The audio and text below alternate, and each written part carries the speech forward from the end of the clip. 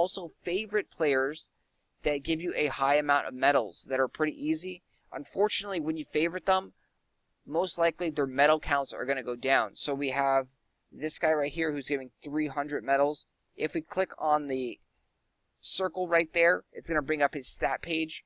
We go ahead and click on the star down here, and if we were to attack him through the favorite list, the medal count is typically going to be a little bit lower than what he is offering in his random search. If I could just remember where the favorites list is. Alright, so we have, I don't even know his name. I think it's Estenoch. And so it's still actually the same amount. So let's go and attack him and see if this actually changes after we attack him once here in the favorites, or once in the normal list. So here it is, 306, and we're going to try and attack him from the favorites list as well.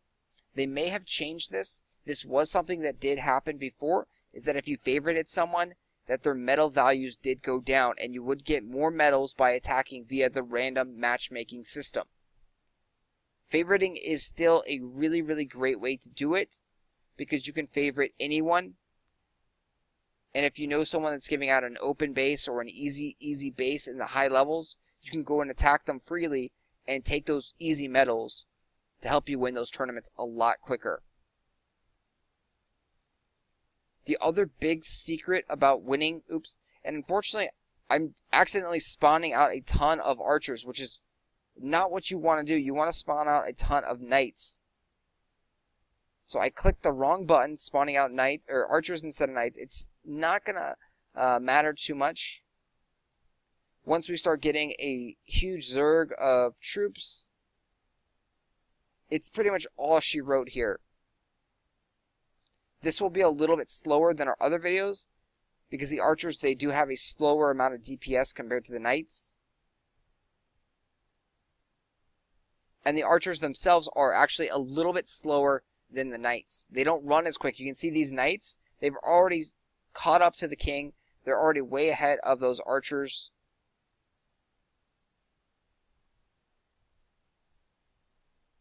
This right now is my current favorite spell combination, if you haven't guessed. Shield, Sonic Blast, and Blade Storm. I love this spell combination. But again, the other trick that you want to do is that you want to make sure that you're online at the end of the tournaments. In the last hour of your tournament, you can really see if you have to push forward and grind out a couple more bases to win the tournament. You can also do some come from behind wins. So make sure that you try and get your tournaments, get online in the last hour of the tournament, the last 30 minutes, so you can scout out your competition to see if you need to do a bunch of raids, or if you can just relax and take it easy. But definitely try to be on in the last 30 minutes. You can time the start of your tournaments. When a tournament ends, it doesn't start back up until you click OK and collect your rewards from the previous tournament. So if the tournament ended 23 hours, so the tournament has ended, and we end up taking, say, second place, we won't get our gems until we log back in and collect those gems. When we do that, the next tournament starts immediately, and it goes for 24 hours, or 48 hours, or 72 hours if you get higher up in the tournament rankings.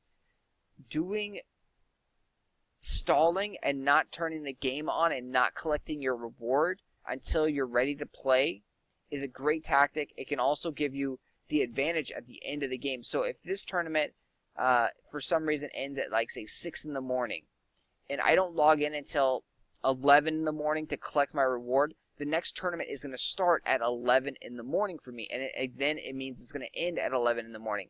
So you can really set the end of your tournaments by logging in at that same time. Whenever you want your tournament in, just make sure that's the time that you log in and activate the next tournament and collect your gem reward for the previous tournament.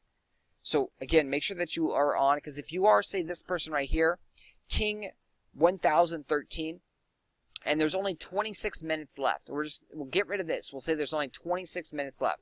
If you are King 1013 and you see this right here, you're only 1,000 medals away.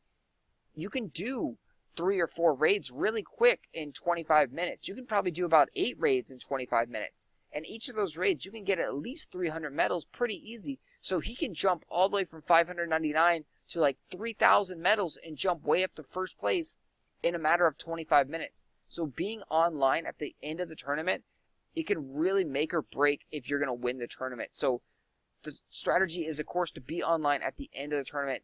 It is a good strategy to actually just push out a ton of medals in the very beginning, but it is a better strategy to do all your medal farming at the end of the tournament, because you know exactly how much you have to do to win the tournament.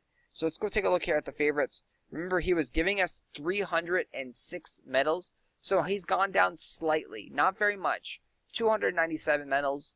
If we were to find him in the random matchmaking system, he probably would give us a little bit more medals. So again, random matchmaking, 351, a pretty good amount, but let's go do a couple more searches and find this guy right here, this Jim. 463 medals. This is a huge amount of base.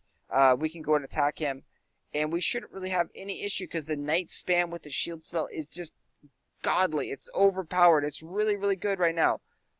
Definitely, this is the spell combination and troop combination that you should be using. Again, it may not work at, say, like 5,000 trophies, but I do know before quite a few kings were using this up in the 4,000 trophy range. This is a very effective attacking strategy if your alliance has high-level elite boosts. You get high-level elite boost by leveling your alliance up. So if you are in, say, a max-level alliance that is level, 55 or 60, and they have the elite boost, the elite knights at level like 7 or 8. I don't even know what max is, but if you have them that high, these elite boosted knights are just going to devour things, even against like tons and tons of massive wave troops, those mummies, those werewolves. They're going to be extremely effective. You can see we're having a little bit of issue here. We don't have as big of a cluster. This is a better base, and we're running into a little bit of issues. We'll have to stall back just a little bit here.